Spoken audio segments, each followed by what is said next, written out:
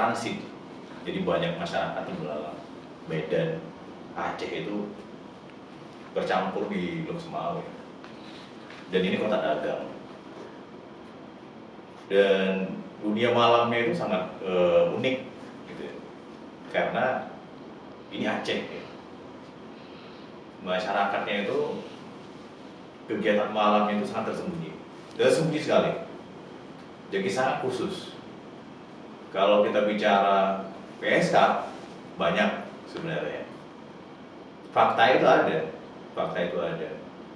Tapi karena dilakukan secara tersembunyi ya, silent banget gitu. Jadi seperti mencari jarum di dalam jeram yang banyak.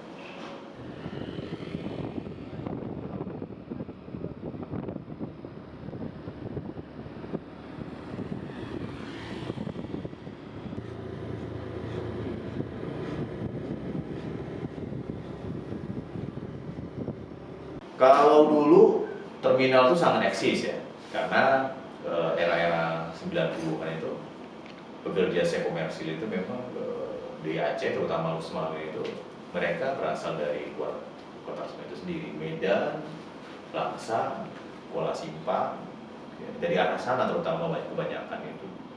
Tapi memasuki era tahun-tahun 2000-an, bahkan dari orang lokal.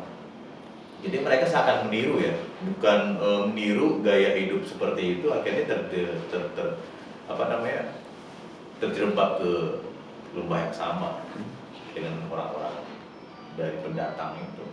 Akhirnya ya sampai sekarang masih ada.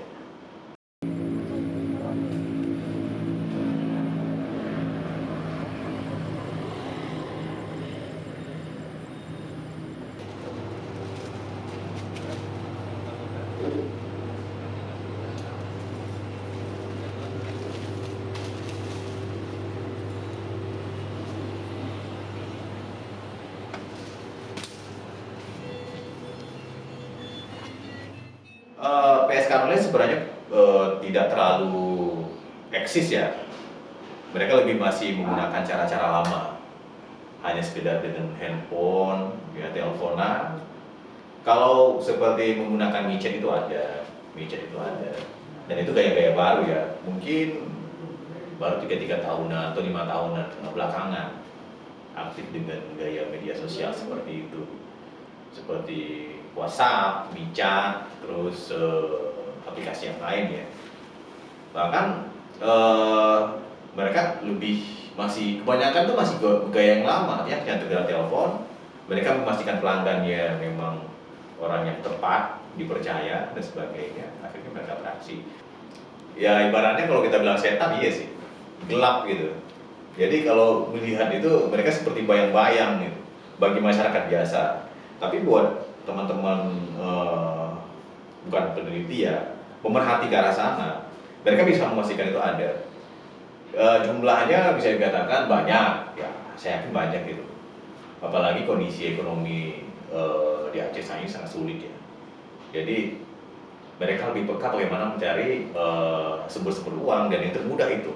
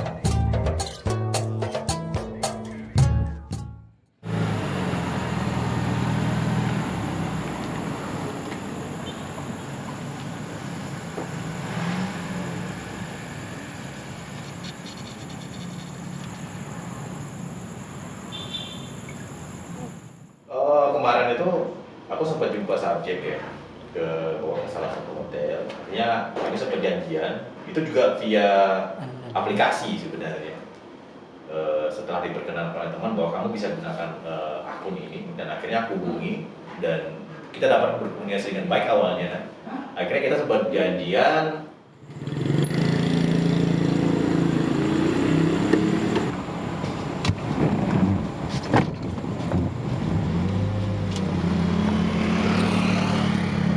Apa kabar? Sehat. Hari ini ada orang nggak? Belum ada sih. Belum ada. Berarti baru gua nih yang pertama ya. Nggak apa, nanti kita cari penginapan yang dekat-dekat sini aja ya.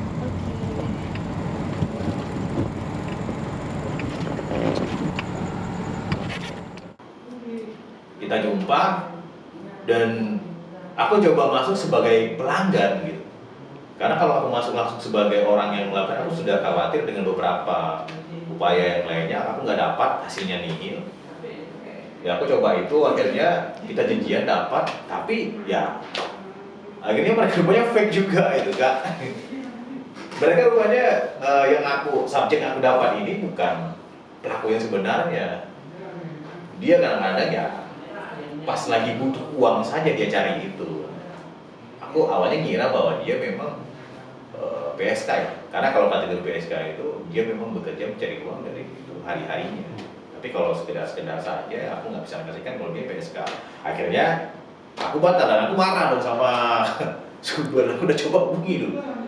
Aku coba cari ini dengan kolega kawan aku itu, akhirnya aku juga bayar dia. Rupanya yang dapat bukan orang yang sebenarnya. Ketika mereka tahu kita sedang melakukan penelitian, kita melakukan riset kecil ataupun mencari sumber pekerjaan mereka bersembunyi. Ya ibaratnya seperti hewan malam gitu. Ketika melihat cahaya mereka kabur.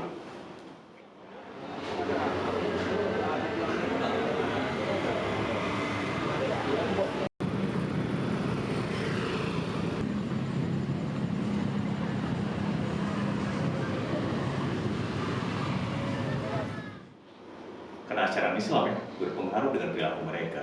Jadi mereka mampu beradaptasi dengan kehidupan sosial masyarakat yang sebenarnya. Jadi ya mereka seperti orang-orang biasa. Mereka pedagang seperti mahasiswa, pekerja perkantoran, kerja swasta. Jadi itu yang menyulitkan kita itu tuh mengenal siapa sih sebenarnya. Bahkan mereka berusaha untuk menutupi diri sebaik mungkin. Mungkin bisa jadi bercadar gitu. Jadi seperti itu yang membuat kehidupan mereka sekarang itu sangat-sangat silent. Seperti aku bilang, kalau teman-teman kita di ini pasti bilang mereka tuh hantu sebenarnya. Jadi antara ada dan tiada, tapi ada.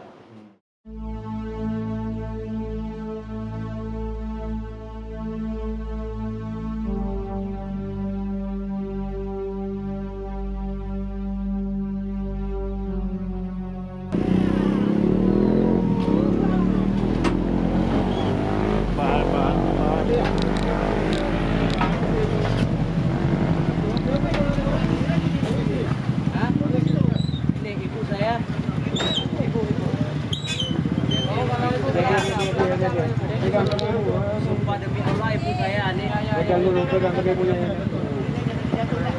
Mari deh, adik-adik.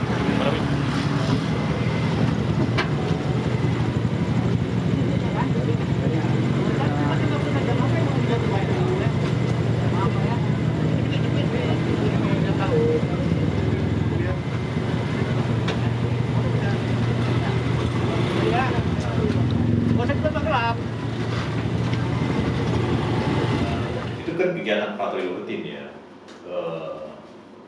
Mereka hanya menyasar tempat-tempat umum, ya orang-orang pacaran. Tapi kalau untuk mengakses langsung ke ini, mereka tidak temukan juga. Itu sulitnya gitu. Karena seperti yang katakan tadi, PSK Nurus Palme ini, mereka itu ya mungkin saja dipakai oleh orang-orang tertentu di tempat-tempat yang sangat jauh. Bahkan bukan di rumahnya ataupun di hotel, bisa jadi sebuah komplek perumahan. Siapa yang bisa nempat di sana? Dan aku pernah dapatkan fakta itu. dari salah seorang perempuan yang sempat aku jadikan tulisan gitu. Jadi dia janda, akhirnya mengaku bahwa aku sering dipakai oleh mereka dan ini pendapatan aku. Tapi tidak di hotel, tidak di rumahnya, tapi tempat lain di komplek yang sangat tertutup dengan pengamanan yang ada. Jadi masyarakat nggak bisa masuk. Ya, kalau di kampung-kampung mereka bakal ditangkap kan. Ya sering kita nonton di berita-berita online atau televisi. Kalau di Aceh itu ada penggerebekan pelaku mesum dan sebagainya. Nah ini berbeda. Jadi mereka sangat silent banget. Aku dulu pernah nulis di di sebuah media ya, sekitar tahun awal-awal 2000-an. Jadi kita punya rubrik khusus tentang kehidupan malam. Jadi di situ bercerita tentang kondisi sosial masyarakat Aceh, Blok Semawai khususnya ya, kehidupan khususnya wanita-wanita yang punya persoalan rumah tangga dan akhirnya mereka masuk ke ranah kerja sekomersil dan kebanyakan itu ibu-ibu seperti itu. Ya, dan itu bahkan menjadi awal aku mulai suka dengan menulis tentang kehidupan mereka. Gitu. Aku nggak nyasar kalau mereka itu jadi seperti objek tulisan atau film dan sebagainya, tidak. Tapi aku ingin mengungkapkan bahwa Blok Semawai itu memiliki sosial masyarakat seperti ini. Mereka itu hidup, tapi mereka tuh hantu sebenarnya. Ya.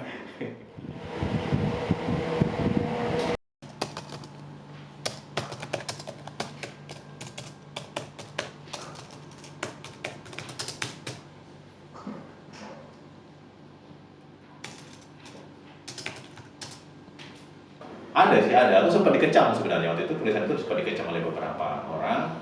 Tapi akhirnya aku mampu menjelaskan itu sebagai bahan karya jurnalistik ya.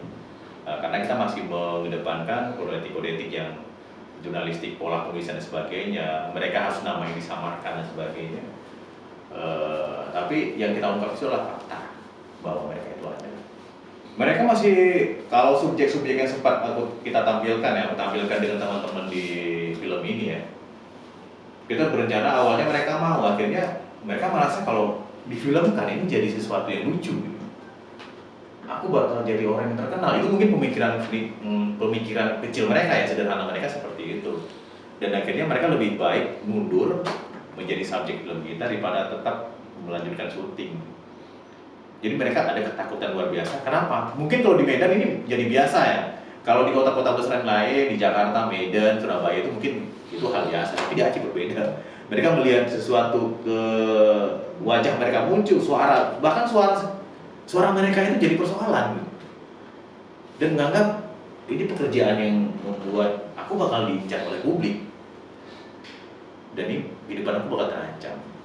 Aku lebih lihat kehidupan mereka itu dari sisi kemanusiaan sebenarnya. Jadi bukan lebih pada mereka harus kita telanjangi, mereka harus kita jadikan objek pemberitaan ataupun jadi sorotan publik. Jadi aku ingin lebih ke pemahaman bahwa kita harus menyudahi bahwa persepsi bahwa mereka itulah musuh yang sebenarnya. Tidak. Tapi bagaimana kita merangkul mereka gitu untuk ya kita berpikirlah, ekonomi kan sedang tidak baik sekarang. Masyarakat bisa melakukan apapun dan salah satunya itu adalah pilihan menjadi pekerja komersil. Yang anehnya gitu, mereka itu hanya seperti menjadi milik kaum malam gitu. Ya hanya mereka yang tahu tentang itu. Kalau yang masyarakat seperti kita mungkin kalau tidak meneliti terlalu jauh, mereka itu ya hantu. Ya seperti rasa nggak pernah ada. Jadi bisa dibayangkan atau tidak ya? Seperti itu.